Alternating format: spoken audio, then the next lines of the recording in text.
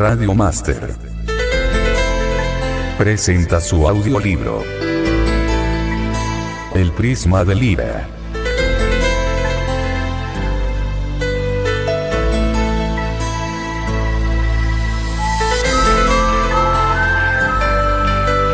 Capítulo 1. La infusión dimensional.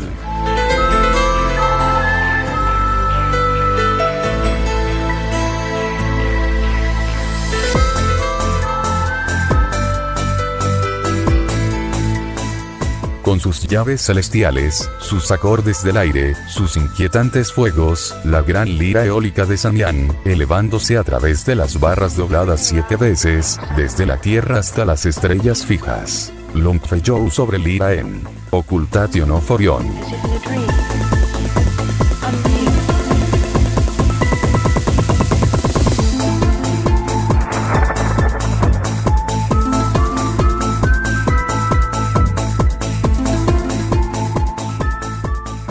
Toda conciencia y toda energía estaban, en su día, fusionadas en un todo integrado. Ese todo era consciente de algunos aspectos suyos, pero de manera diferente de una conciencia individualizada. En el actual estado de evolución de la Tierra, el sí mismo es reconocido primero, después la sociedad y por fin el todo lo que es, o Dios. Aún se hace una separación. Esa separación de la fuente es una ilusión. Esa ilusión es una herramienta que aporta al todo todas las lecciones necesarias y reta su necesidad para experimentar cosas para reintegrarlo luego en la fuente. Antes de esta fragmentación de la fuente, el todo existía en otra octava de la realidad dimensional. Desde ese lugar de unificación, el todo lo que es pensó qué pasaría si se separaba y se olvidaba temporalmente de la existencia integrada. La fuerza de semejante pensamiento a un nivel tan masivo, comenzó a crear la fragmentación. La ilusión creada debido a la fragmentación iba a ser el olvido en el que la conciencia tendría que crear, de su propia naturaleza divina, un recuerdo para volver a unificarse.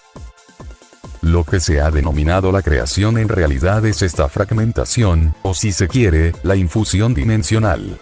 La curiosidad inicial del todo con respecto a la existencia fragmentada creó esa misma realidad. Hizo falta un cambio de perspectiva, de focalización o de frecuencia. Como parte del todo, los aspectos de la familia galáctica fueron parcialmente responsables a la hora de diseñar la heliografía que debía guiar su desarrollo. Por ello, decir que somos Dios tiene, de hecho, un significado real. La heliografía que fue diseñada contenía muchas ideas diferentes. Al principio, contuvo la noción de que la polaridad y la fragmentación eran la norma. El código de la heliografía contenía la opción del libre albedrío de cada uno de los fragmentos o almas. El reto consistía en recordar que cada conciencia lo poseía. Cuanto más se ejerce el libre albedrío, más memoria divina se evoca.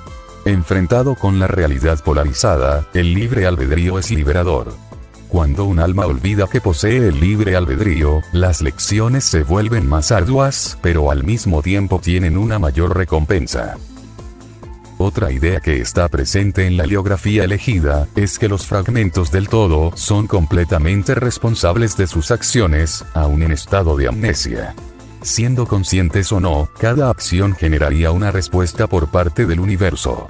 Algunos han denominado esto karma. No obstante, es mucho más que un ojo por ojo. En lugar de castigo por una conducta negativa, existe siempre la opción de ampliar la conciencia de uno.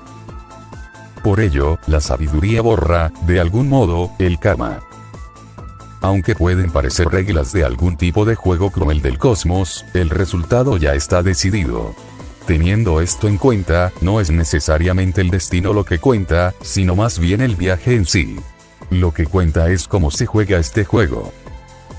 Otro aspecto de la heliografía consensuada fue el código etérico generado en el conjunto del tapiz universal. Este código permitiría que las formas humanoides bípedas y basadas en el carbono sirviesen como vehículos normales y naturales para la encarnación de conciencias humanas dentro de las estructuras planetarias.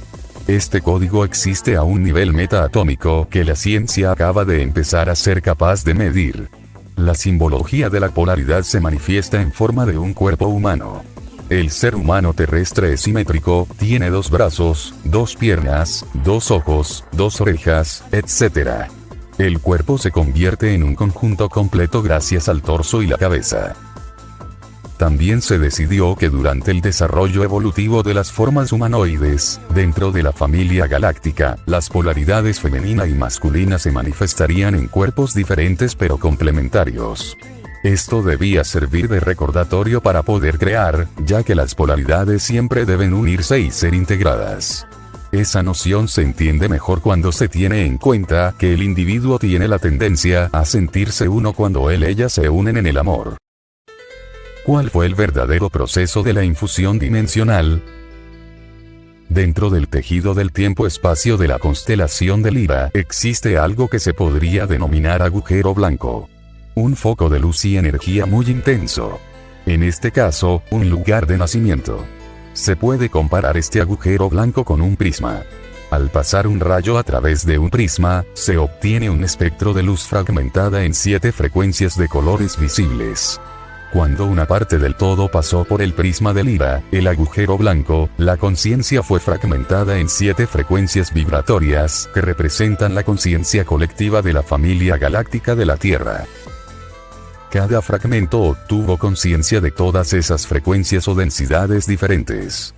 Anteriormente se experimentaban las frecuencias como algo integrado en el todo, como luz blanca.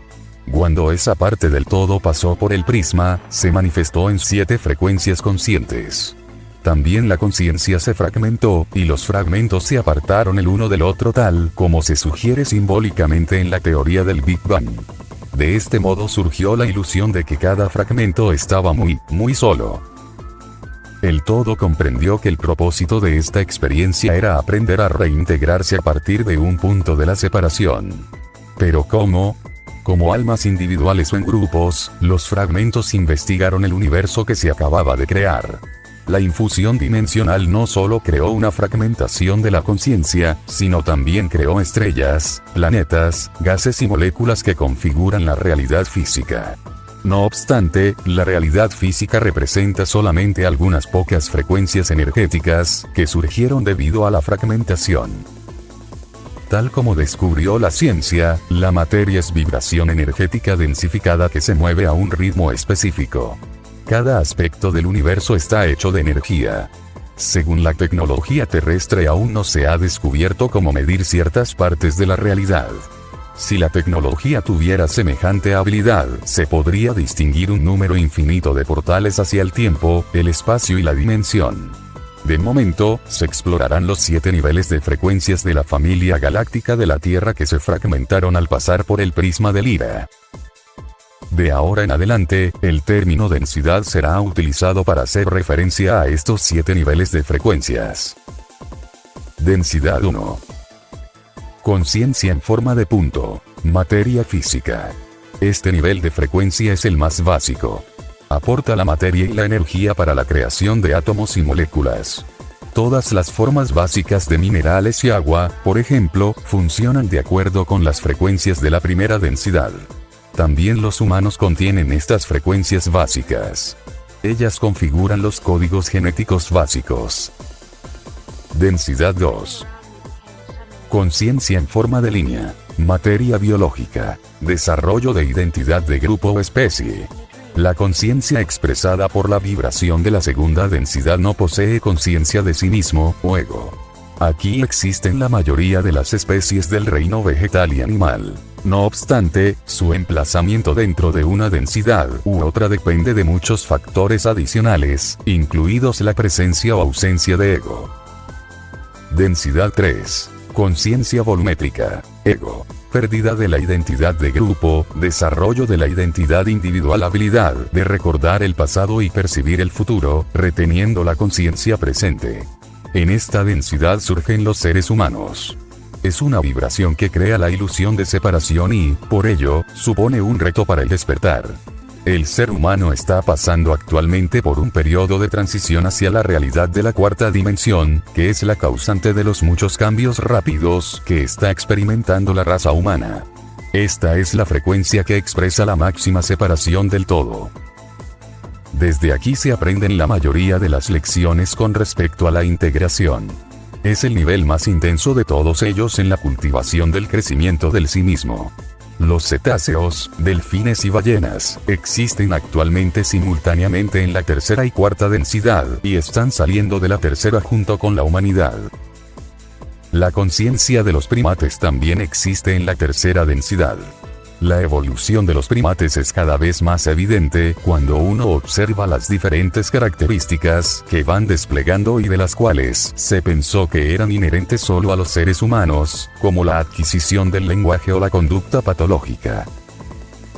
Densidad 4. Dominio de la conciencia volumétrica. Conciencia superior, reintegración de la identidad de grupo sin pérdida de la identidad del ego. Conforme aumenta la vibración, la percepción del pasado, presente y futuro se vuelve más fluida junto con la habilidad de relacionarse con las realidades multidimensionales y las multidensidades. Cada vez es más difícil mantener una conciencia orientada negativamente. En la Tierra se están solapando actualmente las realidades de la cuarta y de la tercera densidad. En el caso de la humanidad, esto podría ser la razón por la cual los deseos de unidad, paz y amor universal son cada vez más presentes.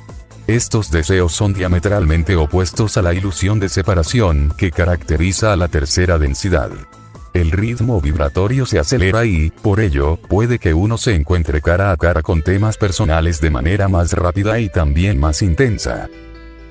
Es fácil entender cómo esto está sucediendo, ya que miles de individuos en la Tierra se someten a algún tipo de terapia, se suman a programas para desengancharse de ciertas sustancias y están emprendiendo actuaciones para la mejora del planeta. Esta es la frecuencia de la responsabilidad. Es la frecuencia que permite recordar el código del libre albedrío, la última frecuencia con la cual se utiliza un cuerpo físico para expresar la conciencia. Es por ello que muchas civilizaciones eligen pasar mucho tiempo en esta densidad. Densidad 5. Conciencia experimental del yo en forma de identidad de grupo. No está ligada al tiempo lineal. En esta densidad la conciencia sensitiva comienza a recobrar su herencia. Esta es la densidad de la sabiduría.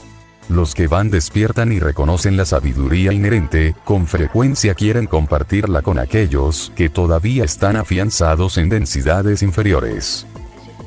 Muchos seres que vibran en la quinta dimensión eligen convertirse en guías para los demás. El ser que vibra en la quinta dimensión se funde con su familia de conciencias, alma superior o yo superior, si se prefiere, y comienza a recordar. Esta es la primera densidad en la que se experimenta una orientación no física. Nota: no existe una distinción tajante en la transición de la quinta a la sexta y de la sexta a la séptima densidad.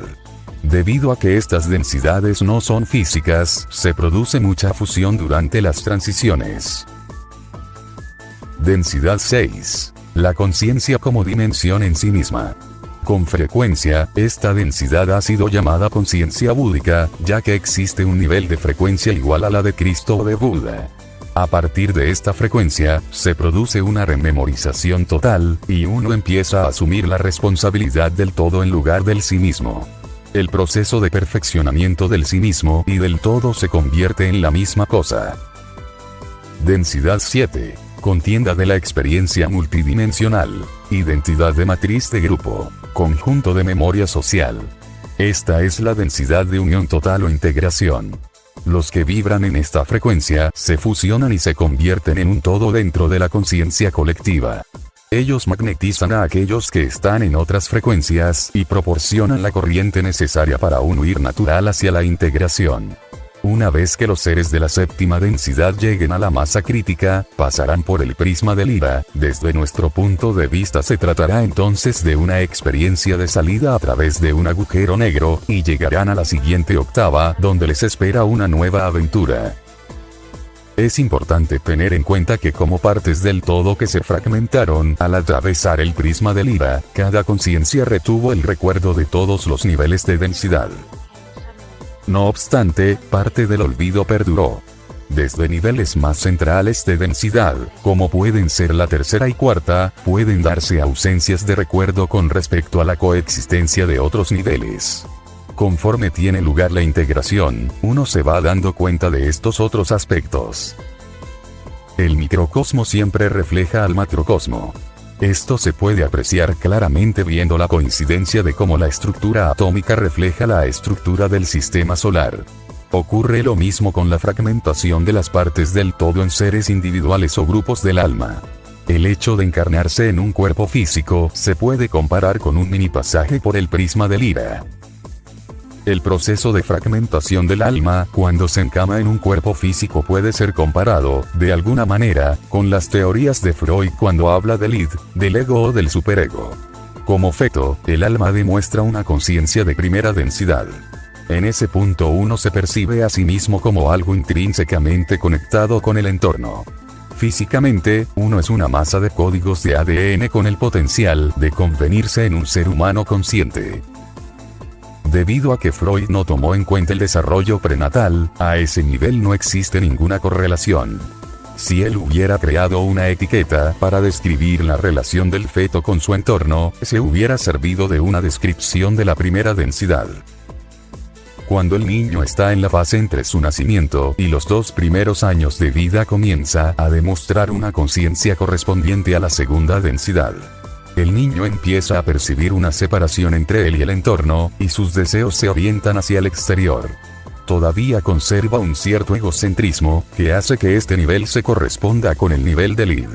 Lo que distingue la orientación de un niño de la segunda densidad a la tercera densidad, es la falta de determinadas habilidades para diferenciar entre sí mismo y el entorno. A partir del segundo año de vida, aproximadamente, la conciencia de la tercera densidad se convierte en el principal marco ya demostrado. Es la fase del desarrollo del ego y la toma de conciencia por parte del niño de ser un individuo separado. Son años cruciales en el desarrollo. Se puede apreciar claramente que si ese desarrollo se interrumpe, debido a abusos, la personalidad se puede fragmentar y crear tal vez una disfunción en un futuro. Muchos individuos retienen esta orientación del ego correspondiente a la tercera densidad a lo largo de toda su vida. El desarrollo del superego, o conciencia superior, es una característica típica de la cuarta densidad. Los humanos tienen la opción de desarrollar ellos mismos este aspecto, es una reintegración de la fragmentación de la personalidad que ocurre a lo largo del proceso del nacimiento, pero también es una integración a nivel espiritual.